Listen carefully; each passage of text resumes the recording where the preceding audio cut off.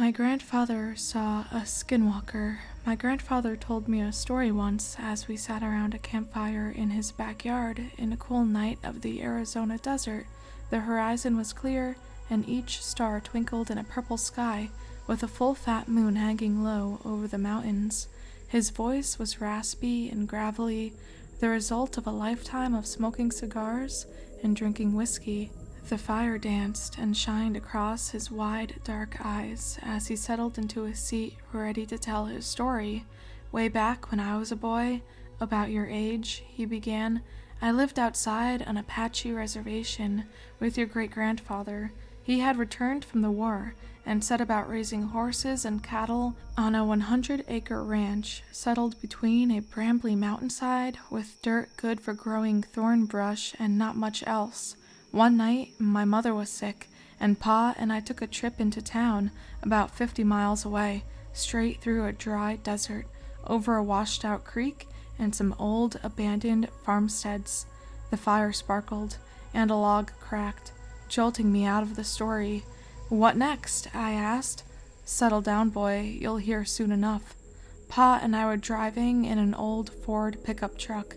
I remember it was dark out, inky and thick, with only the lights of our old truck lighting up the road. I remember, too, when the engine began to sputter and the truck slowed to a jerky stop. "God damn it," Pa said, guiding the Ford to the side of the road as it coasted to a halt. "Stay here, son," as he stepped out into the darkness, shutting the door with a heavy thud. My window was down, and the cool desert air was breezy and felt good on my hot face and neck. Pa was getting water from the back to cool the engine, and that's when I smelled it, rotten eggs. Strange, I thought, to smell sulfur in the desert. My nose also picked up carrion, like one of them dead, bloated cattle that would drop from the heat and lay there until the crows pecked enough holes in their hide to cause the whole thing to explode. It stunk, and I gagged. My skin started to tingle, too. The back of my neck felt itchy, and my face started to get hot. The wind stopped blowing and hung still and heavy, with the stink filling the cab. "Pa!" I called. "Pa! Pa!" No answer. My heart started beating, and I felt a fear in me, in my bones, in my chest. Boy, I tell you, I never felt fear like this, not until Vietnam, not until I saw men dying around me. I locked the door and reached over for my pa's door and saw a shadow bound across the road through both dim beams of light across the partly opened, domed hood. Grandfather paused. He spit a fat wad of tobacco spit off to his side, and he looked pensively into the darkness. I realized I was holding my breath, and I gasped for air. The night was cool, but I was sweating and clammy. "Well, what happened? What about your father? What did you see?" He sighed. "A creature." He shook his head. "You have to understand. There were legends, older than the rock cairns out in the valley, older still than Crazy Horse and Sitting Bull, than the old Injun chiefs and their shamans, the Apache and Hop and Cherokee, and all of them old tribes and first peoples. They told tales, old stories, about dark Injun magic, a deal made with the old spirits of blood sacrifice to gain power, old power, enough to fight each other and the Spaniards, and later the white men that came for their land and women. They called them." He paused.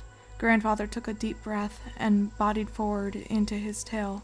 Across the fire and the sky, the desert, the creek, the moon, the sun, and old mountains. He bodied forward.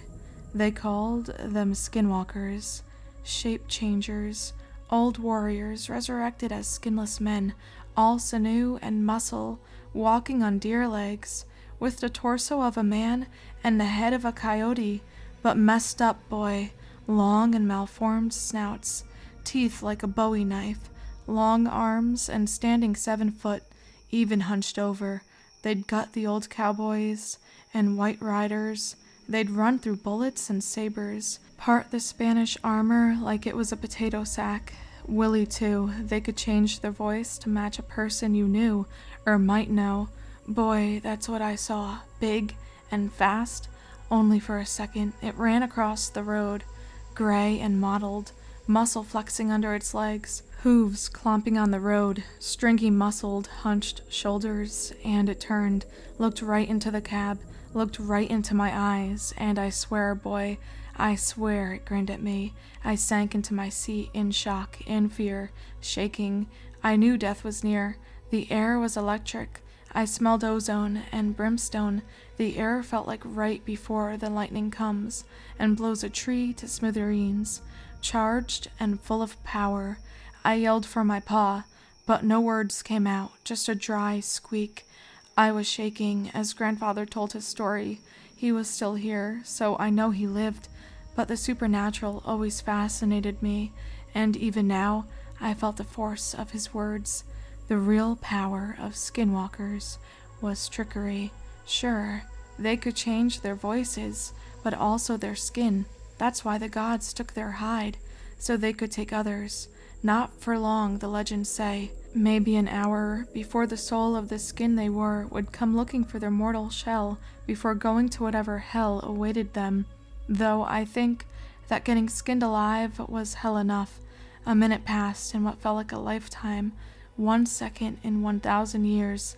My father's door opened, and I jerked my head to the left, putting my fists up to fend off attack. "Son, it's me," my father said, before climbing into the cab. He took the steering wheel and pulled himself in awkwardly, jerking himself into the seat. I cringed into the corner. I looked at him. I looked hard.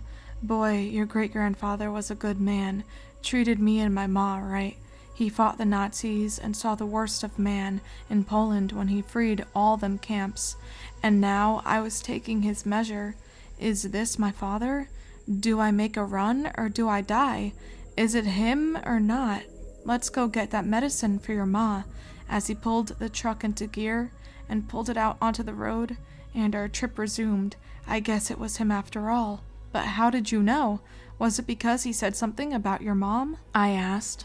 "No, boy, I knew, because out the window, out the corner of my eye, I seen that beast running 50 miles an hour right next to the car, looking at me with them yellow eyes and grinning mouth. I looked and I saw it, hunched and angry, running next us, boy. My pa kept his eyes on the road, locked straight forward. 'Son,' he said, 'don't look at it. Don't look at it.' That's how I knew, boy."